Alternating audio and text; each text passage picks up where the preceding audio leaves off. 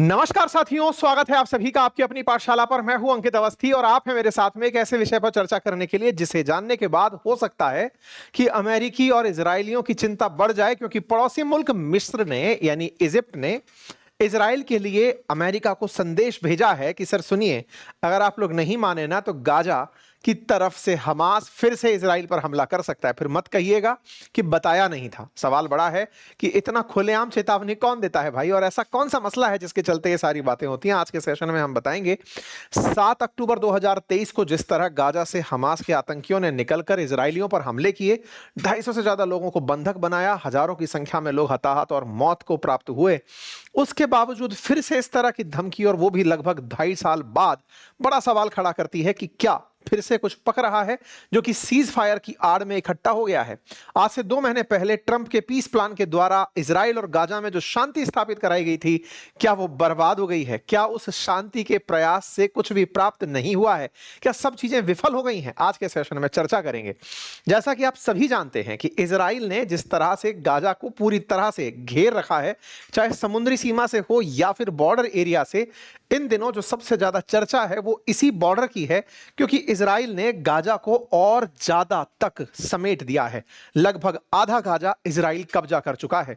यही कारण है कि इजिप्ट लगातार अब संदेश भेज रहा है प्रेसिडेंट ट्रंप को कि सर जो आपका पीस प्लान था वो एग्जीक्यूट नहीं हुआ है, इजराइल ने अपनी मर्जी से सारा काम किया है। इसीलिए खबर बनती है, Egypt tell US not to underestimate remaining military capabilities in Gaza, attack on Israel is still possible.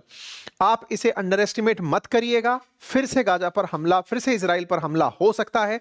यह बात अक्टूबर 7 की फिर से याद दिलाती है, जिसमें इतनी कैजुअलिटीज हुई थी, जिसके चलते इजराइल की तरफ से गाजा पर हमले हुए और उसमें हजारों पैलेस्टीनियंस की मौत हुई। क्या नेतन्याहू ने ऐसा कुछ कर दिया है जिसके चलते इस तरह की बात निकल कर आई है?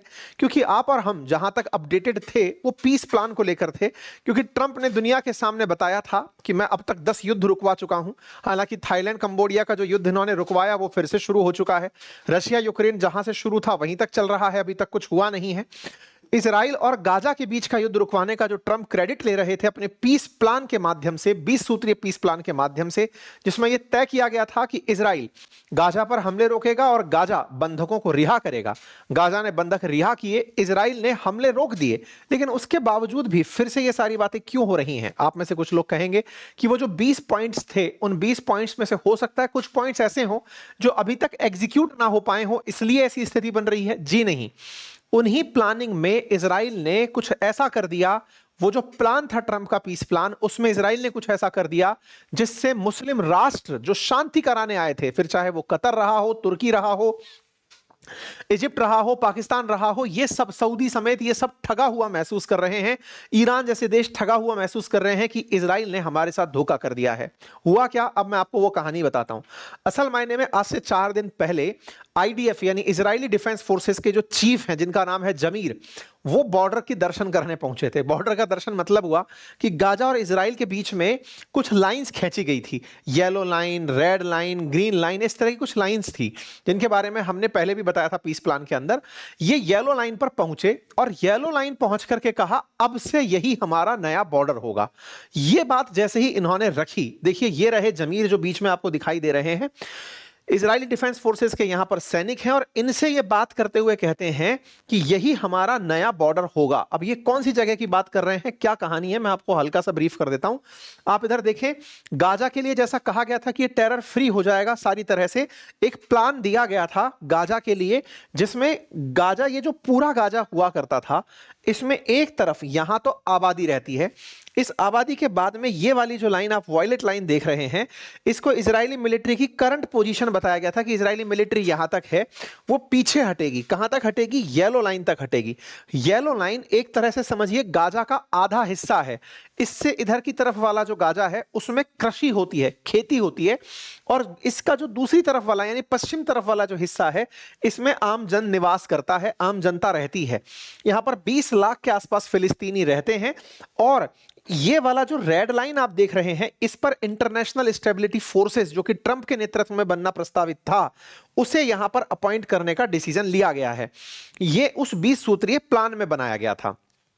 कहा गया था जैसे ही पीस प्लान एग्जीक्यूट होगा, पीस प्लान एग्जीक्यूट होकर के यहां पर जो बंधक हैं उन्हें लौटाया जाएगा।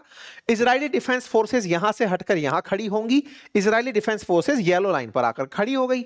फिर कहा गया सीज फायर का प्लान 2 एक्टिवेट होगा, जिसमें ये जो रेड लाइन है यहां पर आकर के इंटरनेशनल सिक्योरिटी फोर्सेस खड़ी होंगी और गाजा के अंदर, गाजा का जो बॉर्डर है इस जगह पर इजरायली फोर्सेस आकर खड़ी होंगी। तो मतलब फ्यूचरिस्टिक प्लान ये था कि इजरायली फोर्सेस यहां होंगी, रेड लाइन पर इजराइल के international defence forces, security forces जिसमें पाकिस्तान, कतर, तुर्की, इजिप्ट जो भी अपनी सेना देना चाहे वो यहां पर खड़े होंगे। येलो लाइन तक ये फेज 1 में रुके रहेंगे जब तक कि अभी वाला जो काम है, कौन सा वाला काम, बंधकों के एक्सचेंज होने वाला नहीं हो जाता तब तक। तो प्लान एग्जीक्यूट होते ही येलो लाइन पर रुकना था। लेकिन अब हुआ क्या, इजराइल ने क्या कर दिया, जहां इजराइल को ये फाइनल अपना बॉर्डर मानना था, इजराइल ने अनाउंस करके इस येलो लाइन को अपना फाइनल बॉर्डर मान दिया है। कहा है ये हमारा फाइनल बॉर्डर है। और इस अनाउंसमेंट के साथ ही सारा बवाल शुरू हो गया है। यूएन तक में बात पहुंच गई है, अंतरराष्ट्रीय स्तर पर सारे मुस्लिम देश फिर से चिंता मग्न हो गए हैं कि यह क्या हो गया। इजराइल के सारे बंधक रिहा हो गए। इजरायली बंधक होने के बाद में इजराइल ने इस येलो लाइन को अपनी नई बॉर्डर घोषित कर दी है। इसका मतलब इसके बाद वाला जितना भी क्षेत्र है इसको इजरायली फोर्सेस कब्जे में ले ली है। और इस बॉर्डर पर खड़े होकर अनाउंसमेंट यह हो रहा है कि अगर फिलिस्तीन से कोई भी इस तरफ आएगा तो गोली मार दी जाएगी। और इंटरेस्टिंग बात यह है कि यहां पर एक बॉर्डर है जिसको राफा बॉर्डर कहते हैं, जो कि इजिप्ट की तरफ रास्ता खोलता है। उस बॉर्डर से पीस प्लान के अकॉर्डिंग प्लानिंग यह थी कि यहां पर जो फिलिस्तीनी इजिप्ट में जाकर बस गए हैं वो वापस आ सकते हैं रहने के लिए अपने क्षेत्र में। लेकिन कहा गया है कि वापस आने के रास्ते बंद कर दिए गए हैं, केवल अगर फिलिस्तीन से निकलकर कोई जाना चाहता है तो ही अलाउ होगा। यानी इजराइल ने यहां पर ट्रंप के पीस प्लान को फेल कर दिया है। साथ ही साथ में गाजा से अपने बंधकों को सबको छुड़वा कर, केवल अभी एक के बारे में कहा जा रहा है कि उसकी डेड बॉडी वापस नहीं आई है, अदरवाइज सबको वापस ले लिया है। यहां पर अब जो बात आ रही है वो ये कि इजराइल ने फिलिस्तीनियों को यहां से जाने के लिए तो रास्ता दे दिया है, लेकिन अगर कोई अंदर आके रहना चाहता है तो उसे परमिशन देने से मना कर दिया है। ये दो नए सुधार ऐसे समय पर जब इजराइल के सेना चीफ यह अनाउंस कर रहे हो कि येलो लाइन ही हमारा न्यू बॉर्डर होगा, इससे अंतरराष्ट्रीय स्तर पर चिंता बढ़ गई है। गाजा से इजराइल की वापसी तो हुई लेकिन येलो लाइन पर रह गए और कहा गया कि अब उससे दूसरी तरफ येलो लाइन से गाजा पट्टी वाला क्षेत्र रेड लाइन कहलाएगी, ये वाला लाइन तो रेड जोन कहलाएगा और इसके दूसरी तरफ इजराइल वाला जो क्षेत्र है ये ग्रीन जोन कहलाएगा।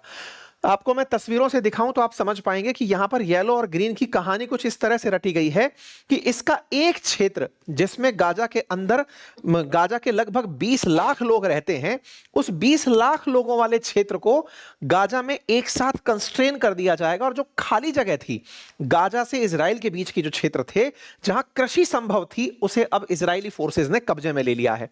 ऐसे में बड़ा सवाल यह बनता है कि हमास की तरफ से प्रतिक्रिया क्या है। देखिए, प्रतिक्रिया तो छोड़िए, इजरायली डिफेंस फोर्सेस हर दिन एक अपडेट डालते हैं और वो ये बताते हैं कि हमास अभी भी सीज फायर का वायलेशन कर रहा है।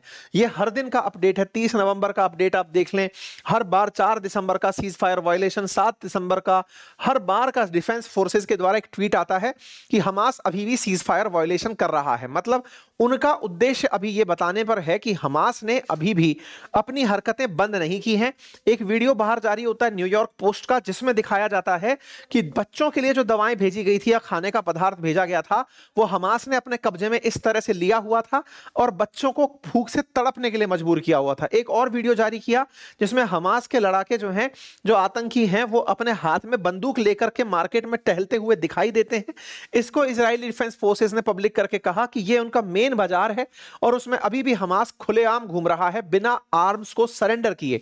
अगर ये आर्म सरेंडर नहीं करेंगे इसका मतलब हमास अभी फिर से तैयार हो रहा है और इस तरह की जो मदद इसे मिल रही है आने वाले समय में ये दिक्कत खड़ी कर सकता है। इस बात पर जब पूछा गया, टाइम्स ऑफ इजराइल के द्वारा पूछा गया हमास के कुछ इन्फॉर्मर्स से कि क्या हमास तैयारी कर रहा है क्या वेपन देने के लिए, अपने हथियार गिरा देगा क्या, छोड़ देगा क्या, तो हमास का जवाब था नहीं। जब तक हमें यह अश्योरेंस नहीं हो जाता था कि इजराइल डिफेंस फोर्सेस यहां से बाहर नहीं निकल जाएंगी, हम हथियार नहीं छोड़ेंगे। लेकिन जब नेतन्याहू से यह पूछा गया कि क्या हमास हथियार छोड़ सकता है, तो नेतन्याहू का कहना था दुनिया में बहुत से देशों ने छोड़ा है भाई। उनका कहना था कि हिटलर की जो सेना थी उसने हथियार छोड़े, जापान के अंदर जापान के लोगों ने सेकेंड वर्ल्ड वॉर के बाद वेपन छोड़े, तो हमास भी छोड़ सकता है। गल्फ में भी लड़ाकों ने वेपन छोड़े हैं तो यहां भी छोड़ सकता है। दोनों के अपने स्टैंड है। हमास की तरफ से अभी कोई भी वेपन छोड़ने का न्यूज बाहर नहीं आ रहा है। इसी वजह से लेबनान की तरफ से हिजबुल्लाह का बयान आ जाता है। वो कहता है जब तक ईरान हमें नहीं कहेगा हथियार छोड़ने की, हम नहीं छोड़ेंगे। कुल मिलाकर के इजराइल की तरफ से ना तो इजराइल की तरफ से प्रयास बढ़ रहे हैं और ना हमास की तरफ से प्रयास बढ़ रहे हैं। भले ही इन लोगों ने नई सीमा रेखाएं अनाउंस कर दी हो, इजराइल ने ट्रंप को सीज फायर के उलट ही पूरा सौदा बनाकर भेज दिया कि साहब आपको लगता था कि हम रुक जाएंगे, इजराइल ने इनका एक और क्षेत्र कब्जा कर लिया। ये बिल्कुल वैसे ही है। पहले फिलिस्तीन बहुत बड़े क्षेत्र पर था, अब फिलिस्तीन जो है वो धीरे धीरे घटते घटते शायद अब इतने से क्षेत्र में रह जाएगा जो आने वाले समय में निश्चित ही मुस्लिम देशों की प्रतिक्रिया का कारण बनेगा। लेकिन एक तरफ यह है तो दूसरी तरफ यहां पर नाकामी उन देशों की दिखाई पड़ती है जिन्होंने इन फिलिस्तीनियों का सौदा कर दिया। आज पाकिस्तान में हजारों की संख्या में लोग सड़क पर उतर आते हैं पाकिस्तान की तरफ से कि हम फिलिस्तीन के समर्थन में हैं। वही पाकिस्तान अपने द्वारा किए समझौते में फिलिस्तीन का सौदा कर देता है। फिलिस्तीन के नाम पर, गाजा के नाम पर इजराइल से समझौता करवा आता है। इजराइल की स्टेबलाइजेशन फोर्सेस के नाम पर, आईएसएफ फोर्सेस के नाम पर, जिसे यूएन में अमेरिका मान्यता दिलवाना चाहता है, उसके नाम पर यहां पर सारा खेल होता है। और वो खेल किस तरह से हुआ है वो आपके सामने है। आज सारे के सारे मुस्लिम देश अपने आप को अपनी जनता के सामने पता नहीं कैसे प्रेजेंट कर रहे होंगे, क्योंकि इजराइल ने वही किया जो उसे करना था, लेकिन जो असली धोखा किया वो मुस्लिमों के नाम पर राजनीति करने वाले मुस्लिम देशों ने गाजा के लोगों के साथ किया। जहां दुनिया में अपने देशों के लोगों को यह दिखाया कि देखो हम इनके हमदर्द हैं, वहीं दूसरी ओर इन्हें इस तरह से हाफ साइडेड छोड़ दिया। दुनिया को तो पता था, इजराइल ने सबको खुलेआम कहा हुआ था कि गाजा में अब कोई नहीं बचेगा। ट्रंप तो पहले ही यहां पर नई सिटी का प्लान दे चुके थे। मैंने आपको बहुत पहले कहा था कि यह ट्रंप का और नेतन्याहू का एक मिश्रित प्लान है जिसमें यह गाजा को पूरी तरह कैप्चर करेंगे, यहां से सबको निकाल देंगे। अब उसी तरफ चीजें बढ़ रही हैं।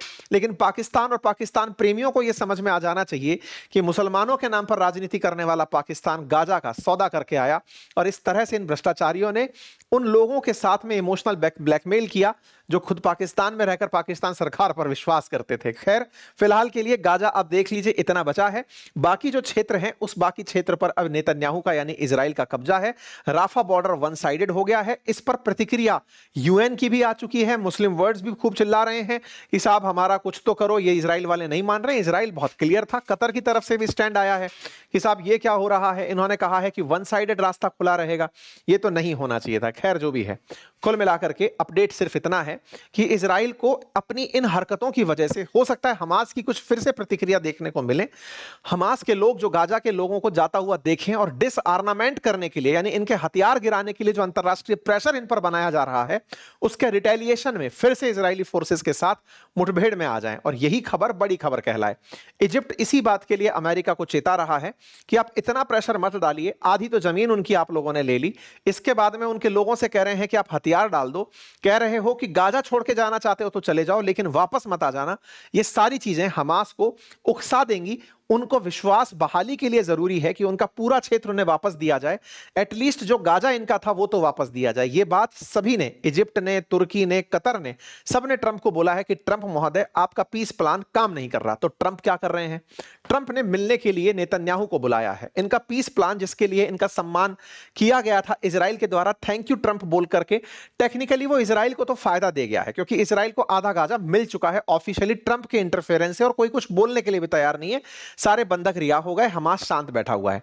लेकिन इसके बावजूद चूंकि ये फिर से चीख पो मचाएंगे, ऐसे में नेतन्याहू को बुलाया गया। 29 दिसंबर को नेतन्याहू ट्रंप से मिलने अमेरिका जा रहे हैं। वहां जाकर के इन लोगों के बीच जो भी बातचीत होंगी वो निश्चित ही फिर से इनसे कहा जाएगा कि देखो मिलके काम करो, सबके साथ काम करना है। ये इनकी संभवतः 5वीं मुलाकात ट्रंप से होने वाली है।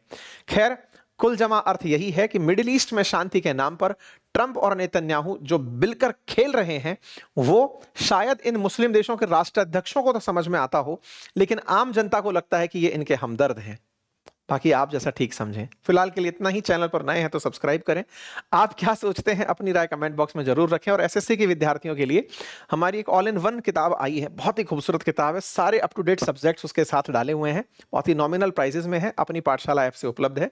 आप इसे ऑर्डर कर सकते हैं, बहुत ही सीमित समय में आप तक ये पहुंच जाएगी।